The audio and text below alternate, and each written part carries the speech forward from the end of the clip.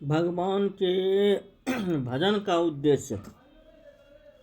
सोम शर्मा ने पूछा, कल्याणी, मैं किस प्रकार सर्वज्ञ और गुणवान पुत्र प्राप्त कर सकूंगा? सुमना बोली, स्वामी, आप महामुनि वशिष्ठ जी के पास जाइए, वे धर्म के ज्ञाता हैं। उन्हीं से प्रार्थना कीजिए, उनसे आपको धर्मज्ञ एवं धर्मवत्सल पुत्र की प्राप्ति होगी।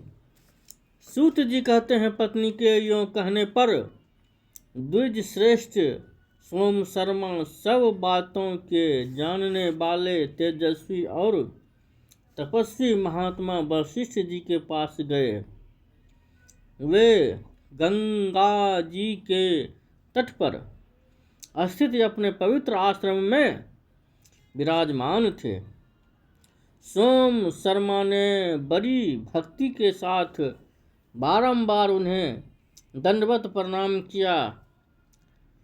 तब पाप रहित महातेजस्वी ब्रह्मापुत्र वशिष्ठ जी उनसे बोले, महामते, इस पवित्र आसन पर सुख से बैठो।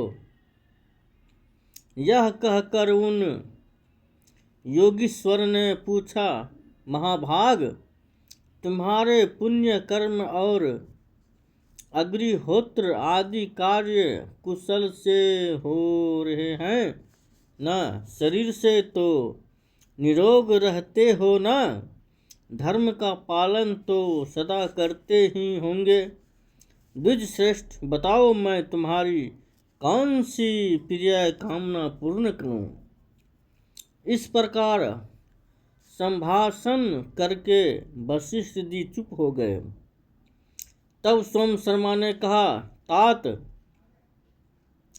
किस पाप के कारण मुझे दरिद्रता का कष्ट भोगना पड़ता है?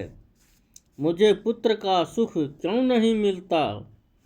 इस बात का मेरे मन में बड़ा संदेह है। किस पाप से ऐसा हो रहा है, यह बताइए। महामते, मैं महान पाप से मोहित एवं विवेक शून्य हो गया था। अपनी प्यारी पत्नी के समझाने और भेजने से आज आपके पास आया हूँ।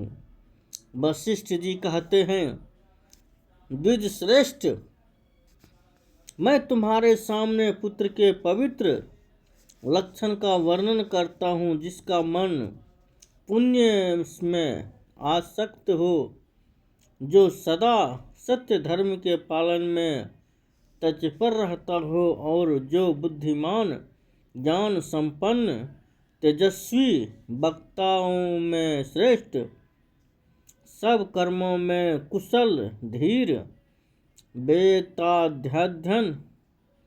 वेदाध्ययन प्रासन, संपूर्ण शब्दों का वक्त, देवता और ब्राह्मणों का पुजारी, समस्त यज्ञों का अनुष्ठान करने वाला, ध्यानी, त्यागी, प्रिय वचन बोलने वाला, भगवान श्री विष्णु के ध्यान में तत्पर, नित्य शांत, जितेंद्र, सदा जप करने वाला, पितृभक्ति प्रायण, सदा समस्त स्वजनों पर श्रेय रखने वाला, कुल का उद्धारक, विद्वान तथा कुल को संतुष्ट करने वाला हो।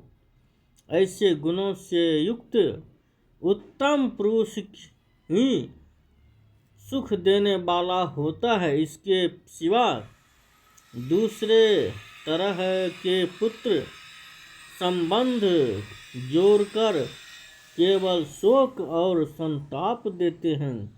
ऐसा पुत्र किस काम का?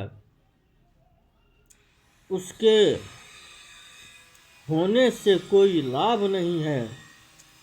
महाप्राज्ञ, तुम पूर्व जन्मों में शूद्र थे, तुम्हें धर्माधर्म का ज्ञान नहीं था, तुम बड़े लोभी थे, तुम्हारे एक स्त्री और बहुत से पुत्र थे।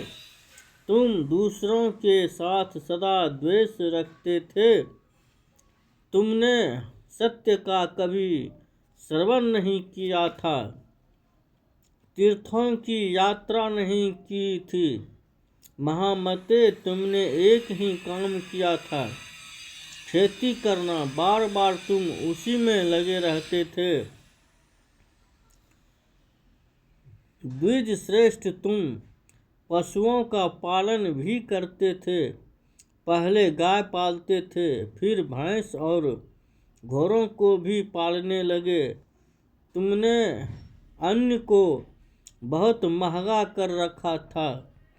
तुम इतने निर्दयी थे कि कभी किसी को किंचित भी दान नहीं किया, देवताओं की पूजा नहीं की। सर्व पर्व आने पर ब्राह्मणों को धन नहीं दिया तथा श्राद्ध काल उपस्थित होने पर भी तुमने श्रद्धापूर्वक कुछ नहीं किया। तुम्हारी साध्वी स्त्री कहती थी, आज श्राद्ध का दिन है, यह शत्रु के श्राद्ध का समय है और यह सास के महामते उसको